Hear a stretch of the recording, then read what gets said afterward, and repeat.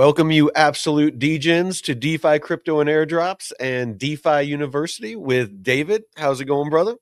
Outstanding, Mike. How are you today, man? I'm doing good. I'm doing good. Had a three-hour marathon show last night. Getting unhinged as usual Of on Thursday. course. On the Always, man. yes. So I know that we were on 3 minutes in on. I believe you were saying it was like lesson six. Yeah, so I've got my screen shared here, and let me just take a look real quick. So I'm looking, was it on bank fees explained? Or I think it could have been what happens during bank hours. I think it was lesson 8. I Yep, I think I think it was the fees because we were going over like the ATM fees and things like that. great. Awesome. So let me bank fees explained, and I'm ready to rock and roll, man. If you want to bring up the there we go. And so the hidden cost of We banking. all think our bank is there to keep our. Let's take a look at this. So it looks like, just want to make sure that this is playing for me properly. So let me go ahead and just make sure that I can hear this in my own headset because it seems to be giving me a bit of a challenge here. So let me hop into settings just real quick and see what's going on. Let's see here. Let me go ahead and stop this screen share for a second, Mike. I gotta fix my audio. I'm not sure why it's I'll talk to the audience real quick. I want to Sure. thank everybody that's showing up. I know that these markets are just been brutal. If you're still here and you're still trying to learn, then if crypto does anything, you have a high success, a high chance for success. Right? But what Like if? everybody's freaking bailed on on crypto. All eyes. I mean, hell, I'm watching that Rand guy over at what is the name of his channel? Anyway, one of the biggest channels. He went from doing hour-long shows to like 20, 30-minute shows, and all he's talking about is gold and silver, and it's a crypto channel. There's a lot of channels out there that are used to having thousands of people watching, live every time they go live, and there's maybe a couple of hundred now. So, I Bro, mean, look at silver down 20%. yeah. So, I mean, we knew that was coming. It's gold and silver, and a lot of this stuff has been running way too hot. It's why for me, my silver investment is a long-term investment. It's something I've been buying for the past 40 years. I stick it in my safe and I just let it sit there. It's over time, it's made me more money than crypto has so far. So, I hear you, man. So I'll tell you, this is what I'm thinking about. Let me just go ahead and I think we're ready to rock and roll here, Mike. I apologize to everyone for oh that. no, no, Just you're a little bit of a technical difficulty there, but what I'm thinking about here, let me just share something real quick. So I entered a bunch of shorts the other day, and let me just hop into the correct one, this one. Okay, and it should be connected. So I entered a bunch of shorts, and the only one that's still not doing anything is Sui. Like, die, Sui. I'm looking at this stuff and I'm thinking, okay, well, great. I made a couple $100. Awesome. But at the same time, I would really like to be able to pyramid this stuff on the way down. And so that's something that, what do you like, mean by pyramid? yeah. So you know how people like to say, DCA on the way down? Well, I think that that's probably the exact opposite of what you actually want to be doing. You probably don't want to be adding to a losing position on the way down. Mhm. So the opposite of that would be to, be short and then on the way down, add to that winner. Or if you're long, add only when your position shows you a profit. So that's from Jesse Livermore. That was actually, he does a really great job of describing this concept in the book that he wrote. So there were two books. There's Reminiscences of a Stock Operator, that is kind of like a bunch of anecdotes from his career compiled into a book. Great book, basically the trader's Bible.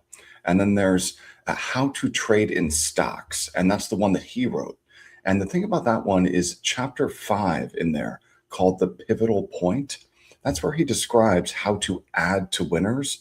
And he doesn't really describe how to cut losers, but he describes his process for adding to winners. And so that's what I'm thinking about here. And it's been really, really challenging. So all of this content over here that we're going through, money basics, this Mhm. stuff, Mike, this is just the primer. This is the prerequisite. But then once you get into the investor mindset course, this material, this is all built off of 12 books that I used to write these lessons. And so there's several lessons in here.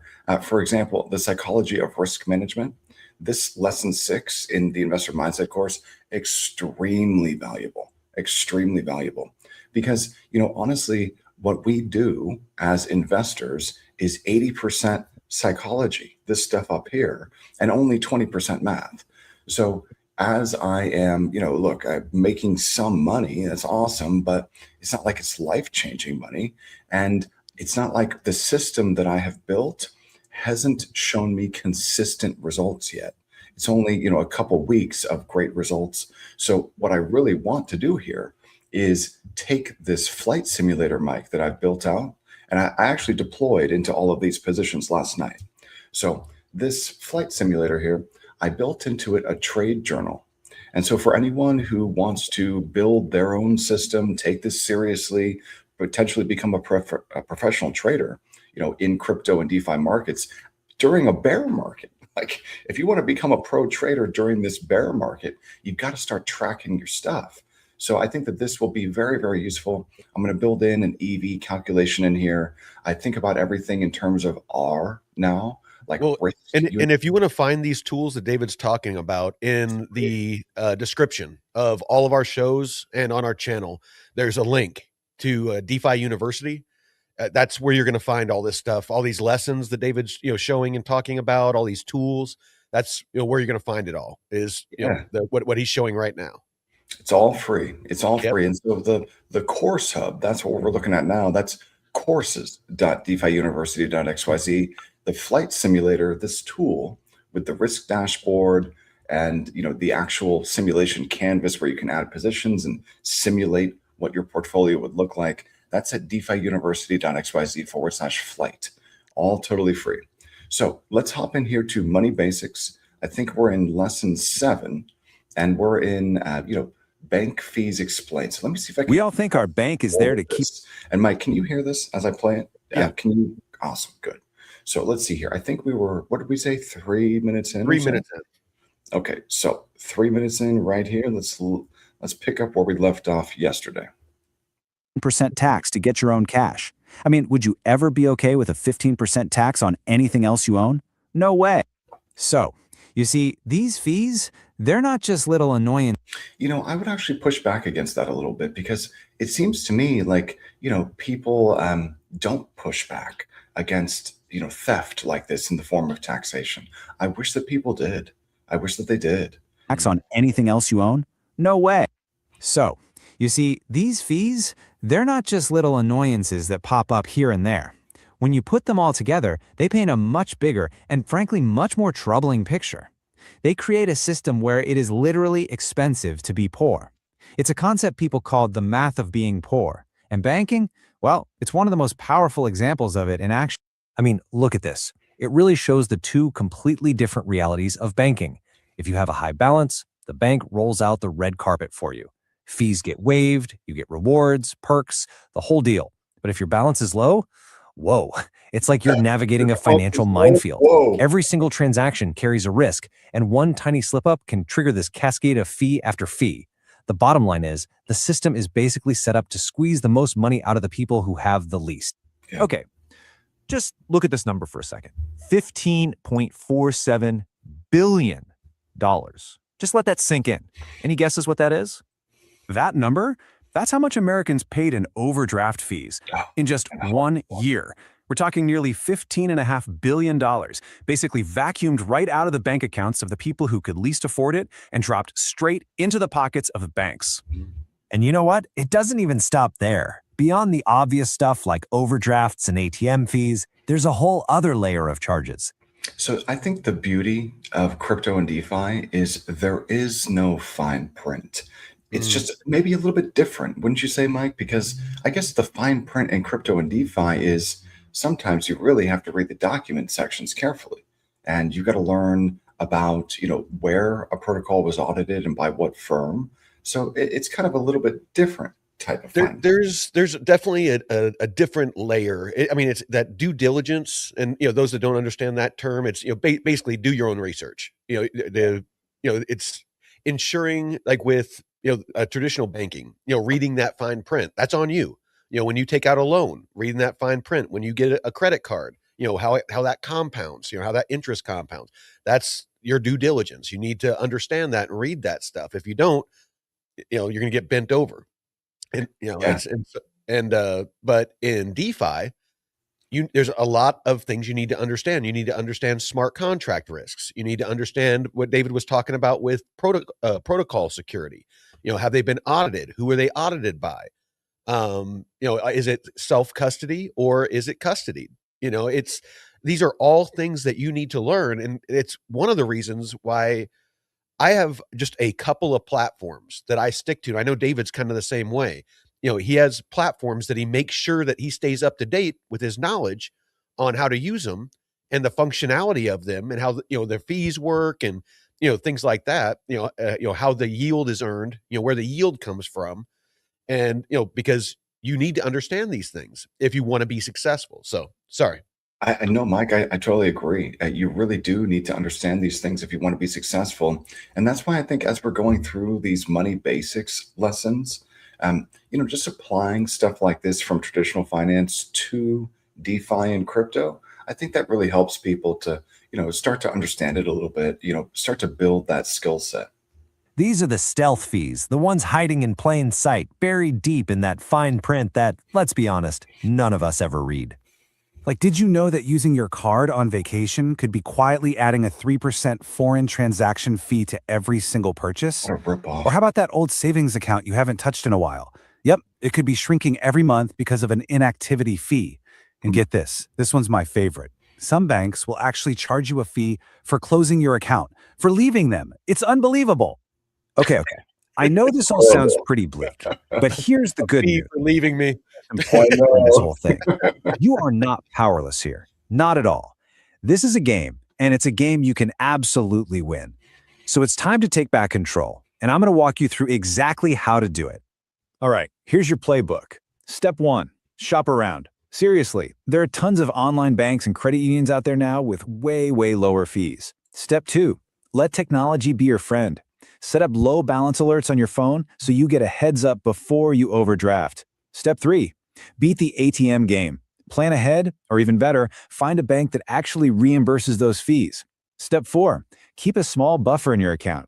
Even an extra $50 can be a total lifesaver. And last, but definitely not least, my favorite tip, just ask. If you get hit with a fee, call the bank and ask them to waive it. What have you got to lose? You'd be absolutely shocked how often they just say yes. Because at the end of the day, it all boils down to one thing. Your most powerful weapon in all of this is knowledge. The second you understand how these fees work and why you're being charged, you can start making smart moves to sidestep them completely. So I'm going to leave you with a challenge. Tonight, or right now if you can, pull up your last bank statement, hunt down the fees section, and ask yourself this simple question. Am I paying for the privilege of accessing my own money? And if the answer is yes, I want you to pick just one thing from that action plan we just talked about and decide you're going to do it tomorrow. So I disagree with the word privilege here. It's not a privilege for you to access your own money, I don't think. I think it's your right to access your own money and be able to do with it what you please. But when you deposit your own money at a traditional bank, you don't actually own it anymore. You only have an IOU on your own money. So it becomes a privilege. And, I think that that's really the crux of it. If you're operating in DeFi and crypto, you own your assets. As long as you own your keys, you own your assets. When you're operating in TradFi, you don't. As long as it's non-custodial. Right. Exactly. Yeah. So, this last sentence here, it should not be a privilege for you to be able to access and do with your own money what you please. So that's why you got to learn about crypto and DeFi. So let's move on here to lesson 8, Mike. And I think we may have gotten through some of this, but let's take a look. The gatekeepers of time. What happens during bank hours? And we're going to be overlords. I know, the time overlords, man.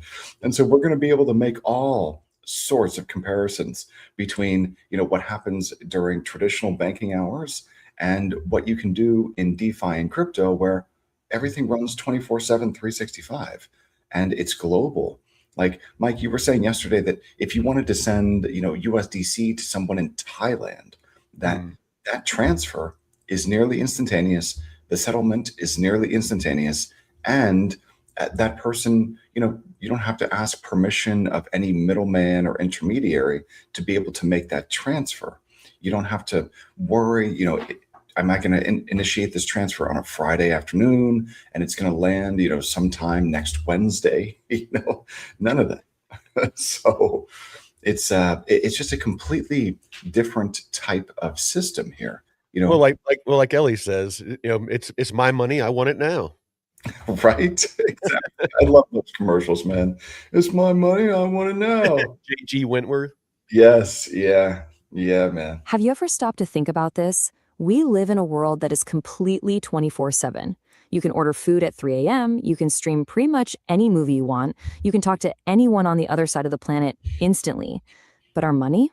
Our money seems to be stuck in a totally different time zone, one that's permanently on a 9 to 5 schedule. Oh man, we have all heard this message, right?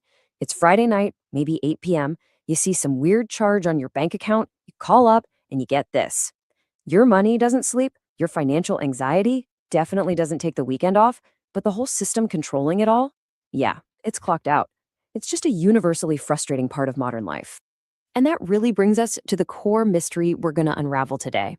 In an age where everything is instant, why does sending money feel like you're sending a physical letter through snail mail? Yeah. I mean, if it's all just ones and zeros, where's the holdup? Let's get into it.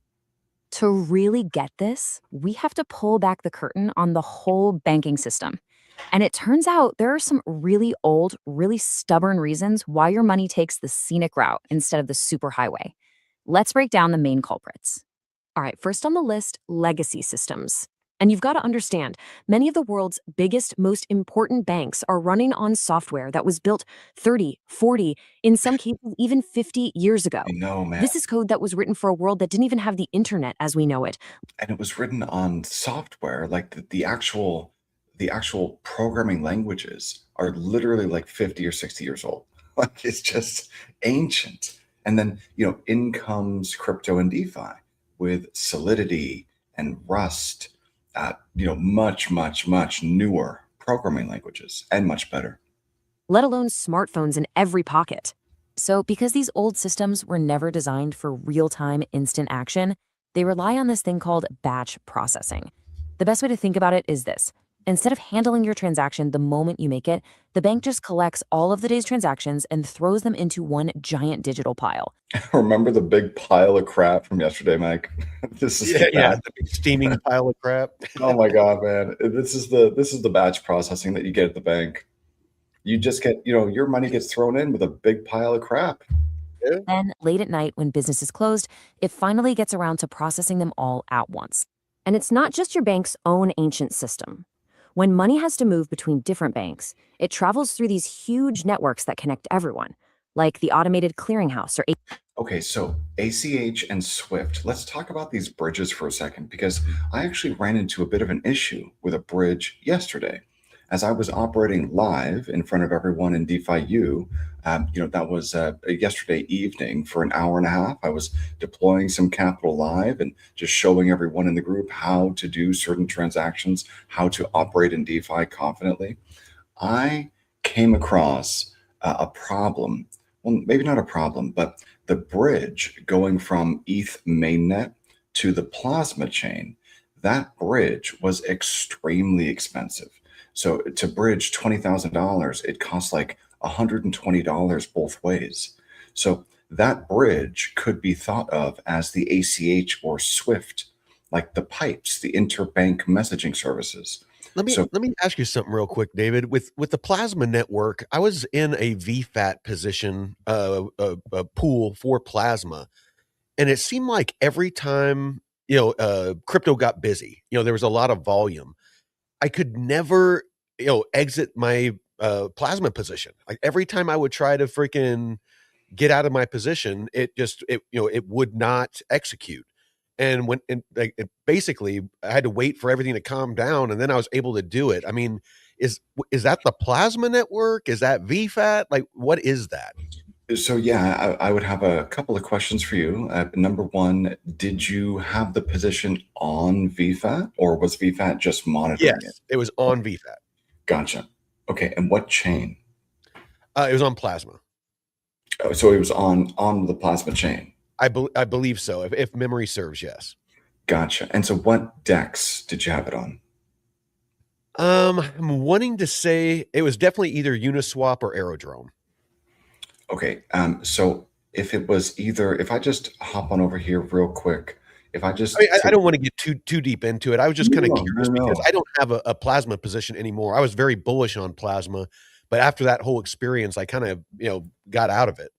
Right. So I don't think that Uniswap supports the plasma chain. Um, so like if I just take a look here, you don't see, notice here, Mike, you see I'm looking Yeah, at all the chains. Yeah, so Uniswap I don't believe supports plasma. So that makes me think that, and I maybe know you're that going. Aerodrome doesn't. So Maybe you're I going. think, yeah, so that's what I think probably happened is, you were over here on, what is it, bfat.io? Isn't Yeah, that there? yeah. Yeah. So, this site, these guys have done a great job with what they've built out here. If we just take a look at, so here on Plasma, That's you how I go, entered the position, was right there. yeah. So, in order for you to have been able to enter this, though, you would have had to have bridged first to the Plasma Yes, chain. yes. So if we just take a look at pools right here, and then let's see here. Let me see if I can use these filters. I want to look only at Plasma, which is this one, only at Plasma. Okay, and so you were in XPL USDT or something like that. Yeah, This yes. this pool, yeah. Yeah. So if you were unable to exit the position, Mhm. I would bet that that would be something to do with VFAT. Okay. My experience operating here, and what DEX is this on? I'm curious. So what DEX is this? This is Oku, the Oku DEX. So my experience operating on Plasma has been excellent. Okay. I really, really like that chain. And I don't know what the Oku DEX is. So I let's was just just take, pissed because every time I'd be, like, in profit and I wanted to fucking close it, then it, like, wouldn't let me do it, and by the time I was able to get out, I had to close it at a loss. man, yeah, that's frustrating. But I'm looking here for a DEX that is native to Plasma. And usually when you find a DEX that is native, it will be on one chain. So you see here, this Telos, this is a risk curator though. I'm Mm. looking for a decentralized exchange, and I don't know that there is one on Plasma DEXs. So it looks like Uniswap does support Plasma, but it just doesn't show up on Uniswap's front end. So yeah, and they called it Oku, but I'm looking. So Lithos, it looks like that's a DEX. Curve, it looks like maybe supports Plasma. I'm looking for a single chain DEX. INX looks like, but there's no TVL there. I got to say though, Mike, my experience on Plasma has been excellent. I mean, Okay. it is extremely fast, very, very cheap to use. You could think of it almost Well, like I just know it's huge, huge for stable coins. exactly, exactly. And over here on VFAT, you see the problem for me with VFAT, Mike, is that they use proxy contracts, and I really don't like that. I don't feel comfortable with the proxy contracts. I would much rather have custody of a Yeah. position rather than giving VFAT like proxy custody of a position. And So that's kinda why I stopped using it, and to be honest, with, the new, Aerodrome platform that's launching here in the next couple months, it's gonna have a lot of the functionality of VFAT that the reason why I was using VFAT, like the one-click rebalance, one-click entry where it does all the swaps, and the bridging automatically, to enter a position, a lot of those automations. Yeah, it's gonna be natively on Aerodrome, so I kind of stopped using VFAT. Yeah, I stopped using VFAT too, but so I've ended up finding Oku. So this is where VFAT says that pool is on the Okay. Plasma chain. So it says Oku on Plasma. And so I was able to find it. It's oku.trade. And if I go to earn, let's see here. Is this native to Plasma? It looks like it could be. It looks like it could be. And it looks like these are just vaults. Notice, and these are on mainnet base. So these are just, like curated vaults. These might even be just like Morpho vaults or something like that. But I'm looking for the LPs over here. And okay, so this is just a DEX. It looks like this is a DEX that could be on Plasma, but these are mainnet. Okay, there's Plasma. Awesome. So we've got a handful of pools here, and pool APR. I'm looking for TVL and volume. So I want something, like here's a gold pool, gold paired with a stable over on Plasma, and not much TVL, but that's actually if there's not much TVL, but there's a lot of volume, and let's say there's 435K in TVL, and there's a ton of volume in this pool. If you come in with a $40,000 position to that pool, and you're 10% of the TVL in the pool, you're going to get a much, much larger share of the yield of those trading fees in that pool. So your yield as a large LP in the pool, as long as there's a ton of volume, your yield will actually be really, really high. Well, So would you worry about a slippage, being a majority, kind of the majority of that liquidity pool? I really wouldn't. I really Okay. wouldn't. If I'm 10% of the pool, Okay. no, I wouldn't. But I've would it, even it's something you'd keep an eye on to make sure that, other people don't start, pulling their liquidity and you end up being like 50 or 60 or 70%. there have been instances where I have been, 50, Okay. 60, 70% or more of a pool, where my positions have been. And, when I did that, it was in like Fart Coin Sol over on Orca, Mhm. like meme coin pools. I did that in a Trump Sol pool, like the day that he launched that meme coin. It was a Gotcha. Friday. The next morning, that Saturday morning, I had a Oh, I'm really sure big that position. volume was insane. Dude, it was insane, man. It Yeah. really was. But yeah, just looking over here on Plasma, I don't know that I would LP over here. What I've done instead is I just got some exposure to this token called USDAI. It's the one that we were taking a look at the other day, and I levered it up over Those here that on those that two. didn't see that, like, be real careful with it. It has some really high. It's kinda advertised as a stable coin.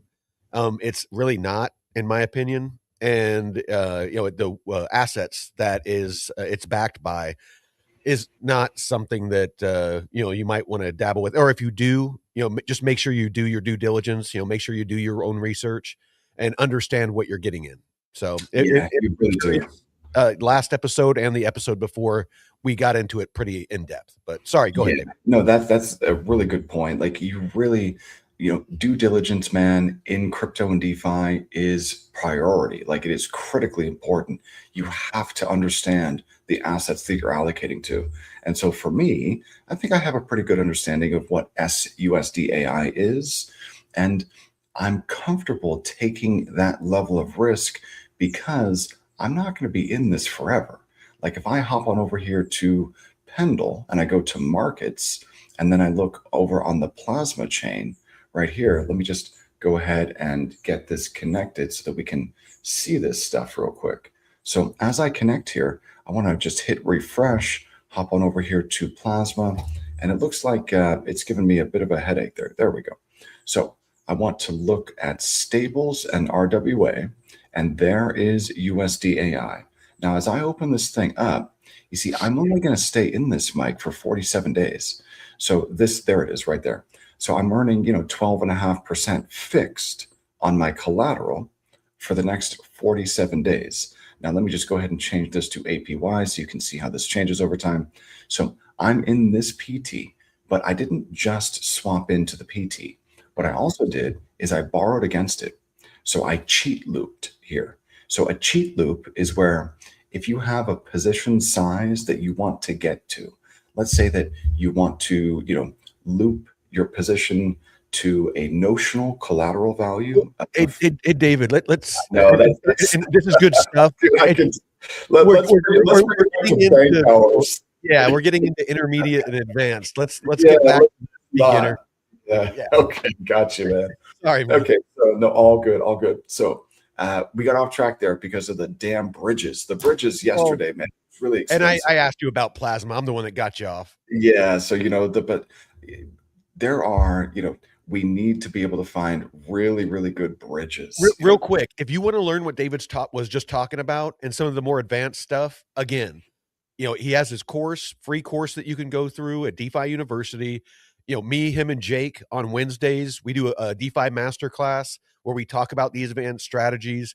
If you want to pay $97 a month, it's a add-on feature. Where if you want to get in on those live calls that David does and ask him questions like directly, and other advanced people in the community, it's a open forum, and everyone can talk and ask questions and stuff like that. So if you want to learn about that stuff, we have it available. We're just trying to keep this basic. Yes. So let's get back to the beginner focus lecture here. Yeah. Think of it as the central plumbing for all electronic payments. And historically, that plumbing has only been turned on during, yep, you guessed it, standard banking hours. Now, from the bank's perspective, there is a certain logic to all. So, but just think about how much better the crypto and DeFi stuff is. So Mike, yesterday, as I was bridging from ETH mainnet to Plasma, it was like, oh, I don't know, 8 p.m. Eastern. Mhm. So that type of transaction that bridge could be thought of as, sending an ACH transfer or sending a wire transfer.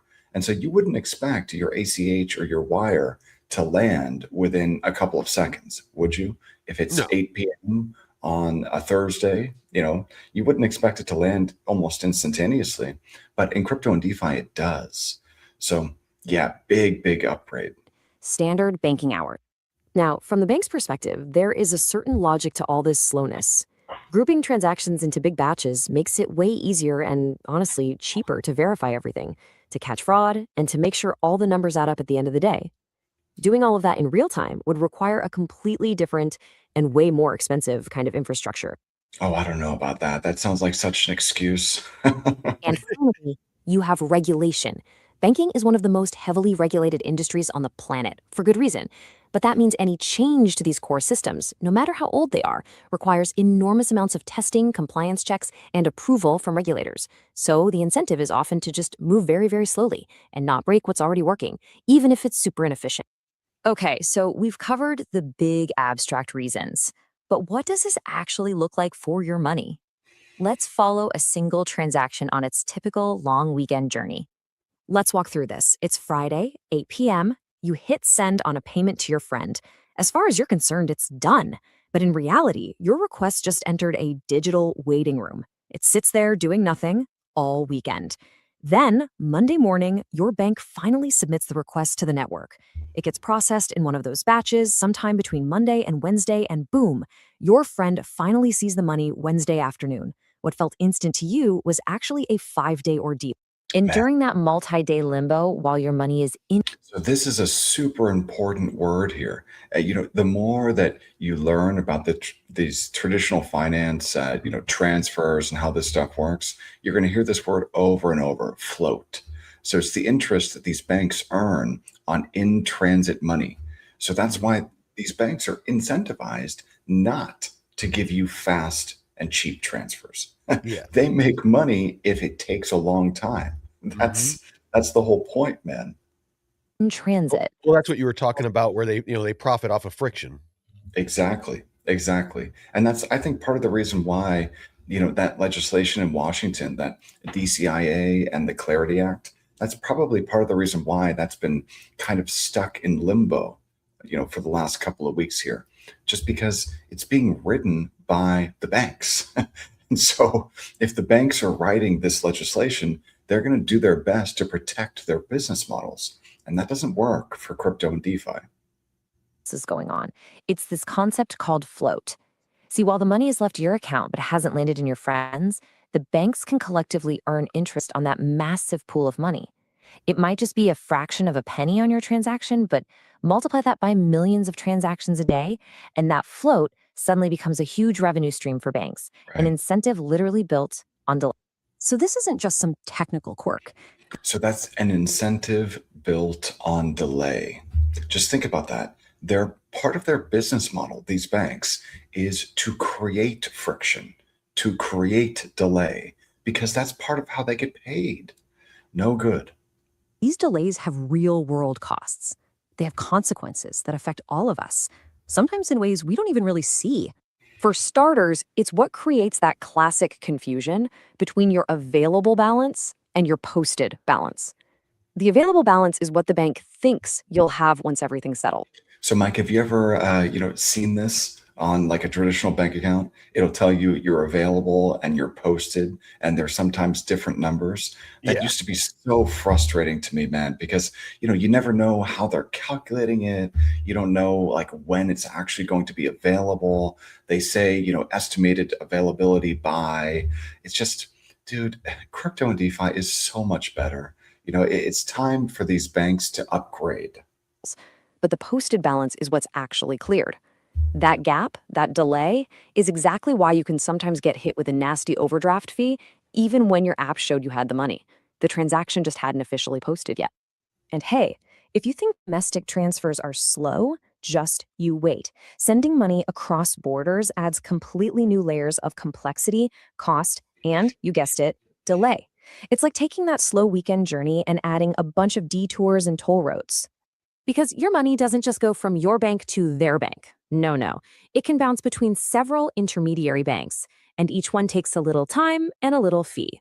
Then it has to get converted to a new currency, go through the recipient's entire national banking system, and then finally it arrives at its destination. So think about how much more efficient the instantaneous settlement of DeFi transfers is. So like Mike, if you're in Zimbabwe, okay, and your currency is hyperinflated, and so you want dollars, right? And I'm over here in Florida, I can send you USDT, and you can have dollars and with instantaneous settlement. So all of a sudden, all of these steps completely eliminated, and the product that you're able to hold is better. So yeah, this old system, man, it's looks to me like it's dying. Not just that it's like being upgraded. Like this system needs to die. This is the old way of doing things, and it only serves the banks. Like the Well, people who it's built in like to the a lot of the upgrades that are being done to the the financial system right now, via blockchain technology.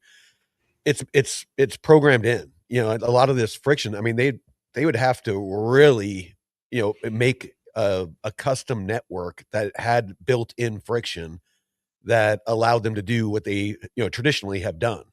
And I don't see the point of upgrading to the new system if it's gonna have all that friction, because that's kind of the pain point that supposedly this technology is supposed to address.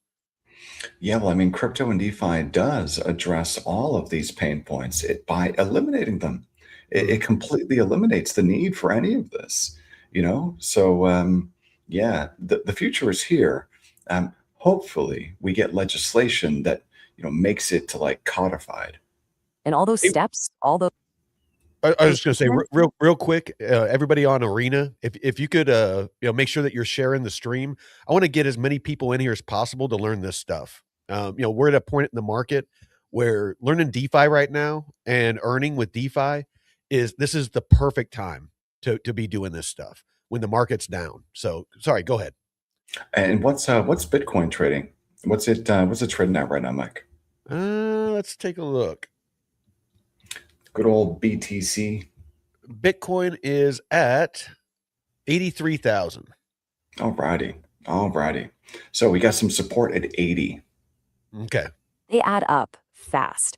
The combined fees for a single international wire transfer can easily run you anywhere from $40 to $80. That is a crazy amount of money just to move your own data from point A to point B. And this is where that cost becomes truly human. For a migrant worker who's sending $200 home to their family, losing up to $30 in fees isn't just an inconvenience, Crazy. it's a huge blow. That's money for food, for school supplies, for medicine, that literally vanishes into the system before it ever makes it home. So let's zoom out one last time. Why does all of this friction really matter? It's not just annoying, it's a fundamental drag on everything from our personal budgets all the way up to the global economy. You know, for individuals, it means your rent is due on the 1st, even if your paycheck is still processing. For small businesses, their cash flow can get absolutely crushed waiting for customer payments to clear. For people without easy access to banks, these limited hours are a massive barrier. And on a global scale, all this friction just puts the brakes on economic activity. So let's just talk about how crypto and DeFi solves all of this. So for small businesses, you can receive payments instantaneously with instant settlement, and you don't have to pay 3% to a payment processor. So receiving stable coins just removes the need for a payment processor if you're a small business. When it comes to global commerce, now all of a sudden you can buy anything anywhere in the world, and that payment is instantaneously settled. All of the people who are unbanked, like what is it, 1.5 billion people who don't have access to traditional bank accounts. If you've got a cell phone, then you can create a wallet and custody your own keys. And now all of a sudden you can receive stable coins or Ethereum or Bitcoin. And now Well, I you're mean, banked. you can work remotely. You can, start a small online business and, get paid in stable coins. And what David's talking about is, basically you just created a bank account. But a bank account that you can use to actually earn some decent yield as opposed to, letting the bank use it for them to make money. Yeah, yeah. And it's anywhere in the world. You can do it Yeah. anywhere in the world. And there's no banking hours. There's no, like, you're not going to open up your app and it's not going to tell you, oh, you know what? Sorry, it's 5 p.m. We're closed. Like, Well, and if you wanna send more than $10,000, it's not gonna ask you a bunch of questions and, or tell you that you can't send it, anything like that. right. It's permissionless. You don't have to ask permission of any centralized institution to be able to, send your own money or buy anything that you want. You no longer have to seek the privilege of being able to spend your own money. It becomes a right. You own it. And it's a different way of looking at things. But here's the real kicker. This delay, it's no longer a technological necessity. Not at all. It's just a product of the old infrastructure we've inherited. We already have systems that operate 24/7, 365, like cryptocurrency networks, where transactions settle in minutes, not days, no Or matter if it's seconds. midnight Or some of those transactions can actually settle in seconds. Mhm. on a holiday. Which leaves us with one final, really powerful question.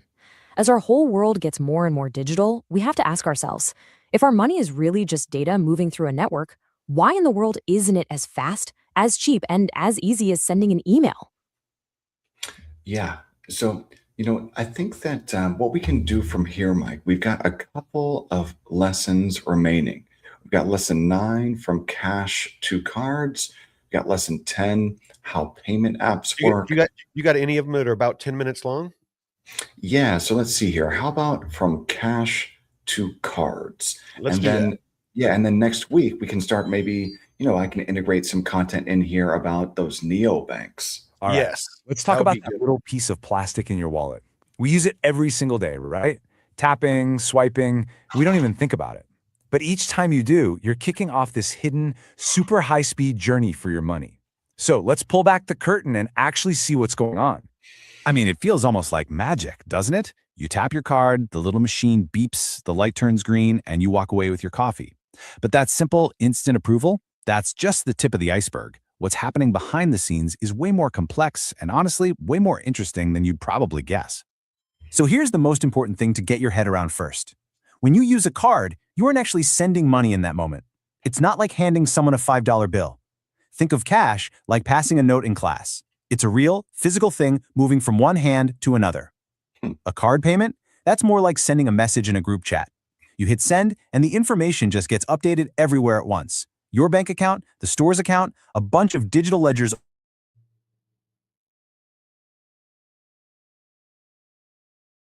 information you just sent, well, it kicks off this incredible journey. That 3-second approval you get at the register is just the very beginning of a process that can actually take days to finish. It Mhm. really breaks down into 3 main stages. First, you've got They have to run authorization. a batch. What's that, Mike? I said they have to run a batch. So basically all it's doing is recording, that you bought that coffee and, somebody else bought a muffin and somebody else, bought a breakfast, and it just records all that. And then usually once a day or every couple of days, they run what's called a batch. And then that's when it settles. Yeah, and look at so there are certain types of authorizations too that you can't like easily cancel, if at all. That can be really, really frustrating. Yeah. 3-second magic trick where your bank gets a ping and says, yep, they've got the funds. Then hours later comes clearing. This is like the back office sorting process where all the transactions from the day get bundled up. And finally, there's settlement. This is the big one. This is when the actual real money finally moves from your bank to the store's bank. Just look at those timelines. We go from seconds to hours, all the way up to 3 days. And this shows you the 2 completely different speeds of a single payment. For you, the customer, it's done. 2 seconds and you're out the door. But for the store, they're sitting there waiting 1, 2, maybe even 3 days before your money actually lands in their account. That's a huge difference, right? So if it's this And how much are these institutions earning as they float these payments? So if they've got 3 days of float, then they're earning, probably treasury-like yields for those Well, 3 days you on the gotta payments. you gotta figure out with a lot of these credit card companies, I mean, you're talking, billions, if not trillions of dollars that they're, earning those, float fees on. Isn't that crazy? And it's, like for what? Just because we're using ancient technology? I mean, credit cards, like this stuff was invented in like what, 1970 or something? Yeah. Yeah, I mean, this is not Well, exactly like actually, credit cards have been around, fucking longer than that, actually. I think it was American Express was one of the first ones, and it was, like, in the '50s or the '60s? really. Yeah. Wow. Wow. Yeah, man. I mean, this is old tech, and look, 3 days of float. If they're able to earn treasury type yields on for 3 days, but they're able to earn that, these institutions earn that on what is it, trillions of dollars in payments, dude. That is a lot of money. difference, right? So if it's this complicated, who's making it all happen? Because it's definitely not just you, the store, and your bank. No, it's more like a hidden financial dance with a whole cast of invisible partners working behind the scenes. Believe it or not, in every single little purchase, there are at least 6 different players. You've Wow. got you, the cardholder, and the store, the merchant. Easy enough. But then there's your bank, the one that issued the card, and the store's bank, the one that acquires the funds. Then, acting like the highway connecting all of them, is the card network, your Visa or MasterCard. And finally, there's the payment processor, the tech company that handles all the messaging. Wow. So look at all of these moving pieces. I had no idea it was this many like stakeholders in a Yeah. transaction. That's So crazy. so that the first credit card was called the Diners Club, and it was 1950, February 8th of 1950. Damn, man. The Diners Club. You still see those around sometimes now. Well, it basically, it was a guy forgot his wallet at a restaurant and had the idea of, I'm not sure how, if you forgot your wallet, you obviously would forget your card too. So not sure how, how that was going Yeah, to fix the right. situation. Yeah. But So, Mike, take a look at all of these different moving pieces. So, you've got when you just go to a store and you make a purchase using your credit card. So, you are the card holder, but then the bank issued you, there's a bank that issued you that card, and then you make that purchase, right? So, there's the store, you've got the merchant, and then the store's bank, so that they're acquiring the funds from the purchase that you made. And then you've got the card network that you're on, Visa, MasterCard, whatever. And then you've got that payment processor that's actually processing the payment. So you've got so many different moving pieces here. And I bet each and every one of these needs a fee. They all want like a little bite. They all want to taste, right? The payment processor, they're going to take 2.8%. The card network, they have deals, I bet, with all of these banks, your issuing bank and the store's acquiring bank. And I think that those banks probably pay Visa and MasterCard, the card networks to get access to their networks. And then you've got the merchant, the merchant itself, and they pay the payment processor, or at least the payment processor just, takes money from every single payment before it ever lands in the merchant's bank account. So along the way here, you're just getting eaten alive by inefficiency, friction, fees, float. And it's just, this can all be eliminated with stablecoins, like all of it. It all gets eliminated with stablecoins. So there's no longer a need for a payment processor. You no longer need, a card holder or a bank to issue you a card because you own it. You actually own it. It's right there on your phone, your wallet you own. So you no longer need the bank to issue you anything. The merchant has, his or her wallet address. You just send stables directly to the merchant. It's instantaneously settled, and it removes all of this. Mm-hmm. So, like, this is the old model, and this is the model that serves the payment processors and the banks. The overlords. It doesn't serve us, man. Like, we're just like, bowing down to these overlords and like, no more. It's a whole crew, all working in perfect sync just so you can buy a sandwich. Yeah, sure. So who gets paid for all this convenience? Well, let's follow the money on a $100 purchase. The store, the merchant, they might only see about $97.92 of that. So where'd the rest go? Well, that little slice of the pie gets carved up. Your bank, the issuer, takes the biggest piece. So, Mike, you know how some stores will not let you make a credit card purchase for less than $5 or more or something like that? Yeah, because, hey, this is why. Like, if the payment processor and the bank are going to take a little cut of every transaction, and that transaction is for $5, then, it doesn't really make sense for the merchant might actually lose money on the transaction if it's too small. So, yeah. $1.75. The store's bank and their processor get maybe 20 cents, and the network itself, like Visa, gets about 13 cents. It seems like pennies, but multiply that by trillions of transactions a year, and you've got a massive multi-billion-dollar industry built on these tiny slivers. So when you add up all those little slices, it comes out to roughly 2 to 3%. That's the fee merchants pay on every single card transaction. And that is exactly why your favorite little coffee shop might have a $5 minimum to use a card. Right. So what a ripoff, man. What a ripoff. 3% just to be able to spend your own money. On a $2 coffee, that fee just eats up all their profit. Okay, so that's the system. But what about the cards themselves? You probably have two in your wallet right now that look pretty much the same, a credit card and a debit card. But underneath the hood, they are fundamentally different. Right. So debit cards are evil. I don't like debit cards at all because they connect directly to a bank account. And so if they connect to your bank account, then you're spending your own money. So what that means is if something goes wrong and your debit card is stolen, or your identity is stolen, or something happens and the debit card falls into the wrong hands or something, and a payment goes through, well, that's your money, and good luck ever getting it back. The bank's very unlikely to reimburse a transaction like that.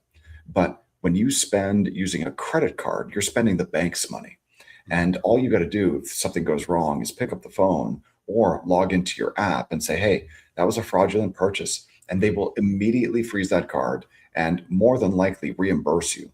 So credit versus debit, big difference. And look, I do my best to stay away from debit cards as much as I can, but unfortunately, some of the vendors that I use for DeFi University don't accept credit cards. They only accept debit card payments, which is really, there's at least one vendor that only accepts debit card payments. Very frustrating. It's all your money, or is it? So a debit card is simple. It pulls money directly out of your bank account. It's your money right here, right now. A credit card, though, is basically a short-term loan. The bank pays the store for you, and you promise to pay the bank back later. Now, this is a huge deal when it comes to fraud protection. Think about it. If a thief steals your credit card number, they're stealing the bank's money. But if they get your debit card number, they're stealing your money. And getting that back can be a much bigger headache. Right. See, that's the thing. You've got to be very, very careful, because if your debit card gets stolen and your assets get drained from your bank account, good luck getting it back from the bank. It will never happen. But if your credit card gets stolen and there are fraudulent transactions on that credit card, it's more than likely you will not end up paying for that. So big, big. I know some banks are pretty good with the debit cards. I know mine is. It's but it's a credit union, so they're usually a little bit better than like Chase and those others. Yeah, try getting your money back from Wells Fargo. Yeah, good luck with that. I mean, dude, Wells Fargo opened fake credit accounts in my name, years ago, and I ended up getting a settlement out of that. You want to know how much I got back? I got one of those checks, dude. I got one of those checks in the mail for like $2.36 or something. Yeah, like just ridiculous, man. With all this talk about digital networks and fees and high-speed data, it's pretty easy to forget about the OG, the original payment method that still has some unique superpowers of its The OG is gold, not the dollar, own. Let's be real. Cash still does a few things way better than any card. It's totally private. No one's tracking what you buy. It's pretty much universally accepted. There are 0 transaction fees for the merchant. Settlement is instant. You hand it over, the deal is done. And maybe the biggest one of all, it works when the power is out and the internet is down. So does gold and silver. But even with cash's amazing strengths, the global trend is, well, it's undeniable. The world is moving away from physical money, and this massive shift is forcing us to rethink our entire relationship with how we pay for things. It's all changing, and it's changing faster than ever. I mean, just look at what's happening around the world. In Sweden, physical cash is used in less than 10% of transactions. It's actually becoming hard to find places that even accept it. And in places like China and India, mobile and digital payments have just completely exploded. This isn't just a tech upgrade, it's a deep cultural shift in how we value and exchange things. Now, this move towards a cashless world comes with some serious trade-offs. Yeah. On the one hand, sure, it could mean lower costs for businesses, perfect financial records, and less physical theft. But the concerns are pretty big too. Yep. What about people who don't have bank accounts? What happens to our financial privacy when every single transaction is tracked? And also, what happens if the overlords decide, hey, you know what? We're going to turn off, Mike, we're going to turn off your chip. So you can no longer buy groceries, because your access to this cashless financial system has been revoked. Well, man, like that's a problem. And we can see societies actually doing that already right now today. So danger, Will Robinson, danger. How fragile does our whole system become when it completely depends on electricity and internet access to function? Understanding how this whole card system works is so important because it shows us exactly what new technologies are trying to fix. Things like cryptocurrencies are basically experiments in solving these exact problems. They're aiming for fewer middlemen or none at all, and way faster settlement times. Of course, they also bring a whole new set of their own challenges and complexities, but it's a fascinating look at how the future of money is being built on the lessons of the past. So one of the biggest challenges with the crypto payments architecture and this new system is the personal responsibility of it. Like, it requires real personal responsibility, because if you custody your own assets and you own your own keys, then hey, it's up to you to make the right move. Because if you make a mistake, you can potentially lose access to your assets permanently, and no one can help you. No one can help you recover them. So there's not like, in the traditional, finance world, you're relying on your trusted third party to custody your assets, which means you really don't own anything, and you just have the privilege to spend them whenever your overlord says, hey, you know what? Yeah, you can make that purchase.